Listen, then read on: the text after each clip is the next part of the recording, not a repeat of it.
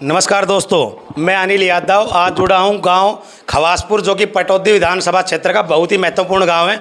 और यहां पर जुड़ने की खास वजह, यहां पर आप मेरे पीछे या साइड में देख रहे होंगे कांग्रेस के युवा समर्थक जो कि चाहते हैं गुड़गांव लोकसभा सीट पर किस नेता को कांग्रेस टिकट दे, क्या खास वजह रहेगी टिकट देने के लिए। क्योंकि बॉलीवुड स्टार राज बब्बर सिंह का नाम जो गुड़गांव लोकसभा के लिए आया, उस पर यहाँ के युवाओं ने नाराज़गी जताई।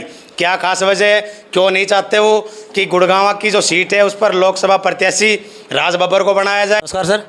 नमस्कार जी। सर, क्या खास वजह है जो आज आपके साथ सैकड़ों की तादाद में यहाँ युवा इकट्ठे हुए? जो मेन मुद्दा आपके दोस्तों ने बताया वो आपसे क्लियर करना चाहेंगे कि किस वजह से इकट्ठा हुए हैं। सबसे पहले तो मैं अपने HHS न्यूज़ देखने वाले सभी साथियों को नमस्कार करता हूं। जैसा कि अभी हमारी कांग्रेस पार्टी के टिकट वितरण में थोड़ा सा देर होने के कारण हमें कन्फ्यूजन था कि कौन से लोकसभा क्षेत्र से किस प्रत्याशी को टिकट मिले, और सारे हरियाणा की टिकट डिक्लेयर होने के बाद जो हमारा सबसे अहम गुरुग्राम लोकसभा क्षेत्र है जी, जिसका रेवेन्यू पूरा हरियाणा में बट के जाता है और पूरे हरियाणा के कमाई का माध्यम हमारा गुरुग्राम है। आज हमें सिर्फ चिंता है तो इस बात की है कि हमारे गुरुग्राम से हमें एक ऐसा उम्मीदवार चाहिए, एक ऐसा हमें उम्मीदवार जो हमारी भावनाओं के अनुरूप हमारे लिए काम करे, हमारी पार्टी को ऊंचाइयों तक लेके जाए। और उस ऊंचाइयों तक लेके जाने के लिए हमें किसी फिल्म स्टार या किसी और प्रतिद्वंदी नेता की ज़रूरत नहीं है। हमारे यहाँ से, हमारे क्षेत्र से केवल एक नाम होगा, कप्तान अजय सिंह यादव होगा, और गुरुग्राम लोकसभा से हम कप्तान अजय सिंह को भारी मतों से विजयी बनाने का संकल्प लेंगे। सर, सुर्खियाँ बनी थी कि कैप्टन साहब ने खुद ऐतराज़ किया था कि मैं राव इंद्रजीत के खिलाफ गुड़गांव से इलेक्शन नहीं लड़ूंगा, तो क्या कहना चाहेंगे सर इस विषय में? कप्तान साहब का ये रूल नहीं था कि मन ये नहीं था कि मैं इंद्रजीत के खिलाफ इलेक्शन नहीं लड़ूंगा। कप्तान साहब ने सिर्फ ये बताया था कि मैं, अगर आप भारी संख्या में आवेदन प्राप्त करते हैं तो मैं उन आवेदन देने वालों की लाइन में नहीं लगूंगा। और अभी भी कप्तान साहब का यही है कि मैं घर घर जाके टिकट मांगने की दरखास्त नहीं लगाऊंगा। तो इसीलिए कप्तान साहब ने ये कहा था कि मैं अगर इस काबिल हूँ, इस काबिज हूँ तो मुझे टिकट दिए जाए और मैं लोकसभा गुरुग्राम क्षेत्र की सेवा के लिए तत्पर तैयार हूँ। सर, 6 दफ़ा कप्तान साहब विधायक रहे, हरियाणा की सीट पर मुख्यमंत्री के दावेदार भी रहे। आपको OBC प्रदेश उपाध्यक्ष बनाने के लिए कैप्टन साहब का अहम योगदान रहा। लेकिन अगर बातचीत करें गुड़गांव की, जो सबसे हॉट सीट गुड़गांव हरियाणा की सबसे हॉट सीट है रोहतक के बाद, अब बार बार इसके ऊपर कहीं पार्टी का वाद विवाद तो नहीं, आपसी पार्टी के अंदर ही जो देखने को मिल रहा है कि भाई कांग्रेस पार्टी के ही 3-4 गुट बन रहे हैं, कहीं वो बातें तो इन्वॉल्व नहीं आ रही इसके अंदर? नहीं, पार्टी में कोई ऐसा गुटबाजी नहीं है। और पार्टी के जो शीर्ष नेतृत्व है वो बड़ी अच्छी पैरवी करके बड़े अच्छे मन से और एक जिताऊ कैंडिडेट को आगे लेके आने का प्रयास कर रहे हैं। लेकिन हमें, जैसा आपने भी बताया और हमें भी आभास हो रहा है कि कहीं ना कहीं ऐसा हो सकता है कि लोगों में एक भ्रम पैदा हो गया कि गुटबाजी के कारण ये टिकटें लेट हुई है।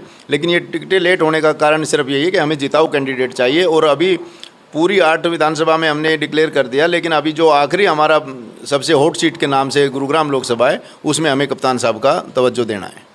तो आम जनता के विषय में सर क्या कहेंगे? आम जनता से आप लोगों को क्या प्रतिक्रियाएं मिल रही हैं कि अब की बार किसकी सरकार?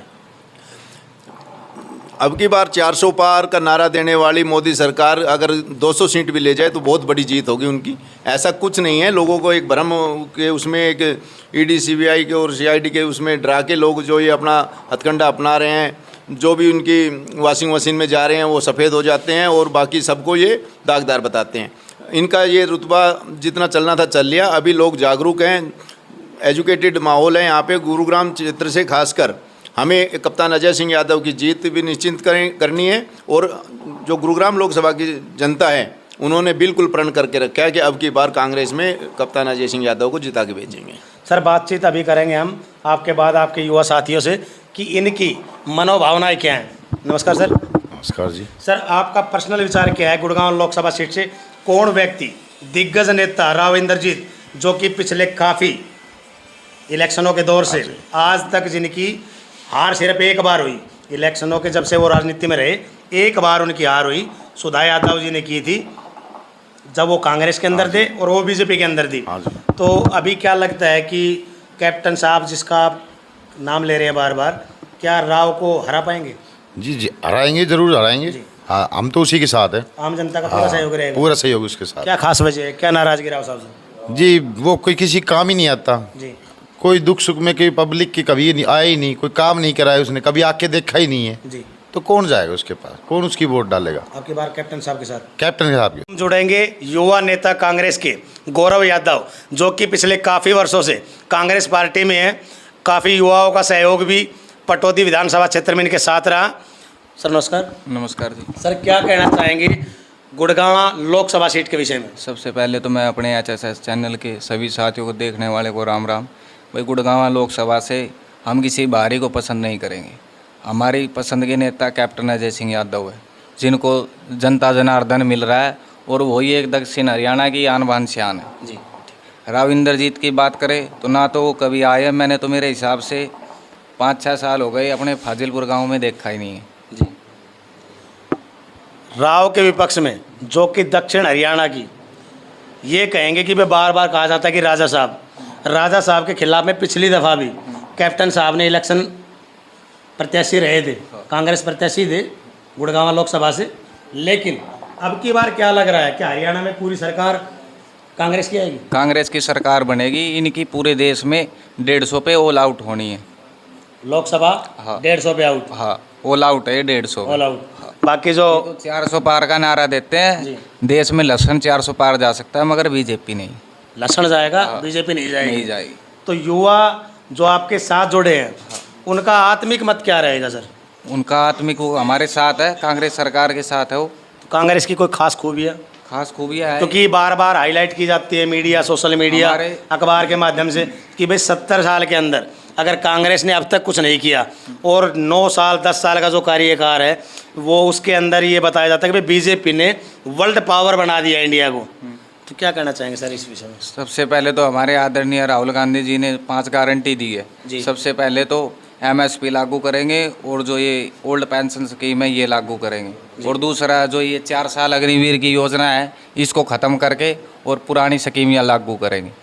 सर OPS वालों की भी आंदोलनों के दौरान काफ़ी चर्चा रही, दिल्ली से लेके हिसार तक, गुड़गांव भी रहा बीच में, कि OPS की जो डिमांड रख रहे थे वर्कर्स कि भाई ये लागू हो।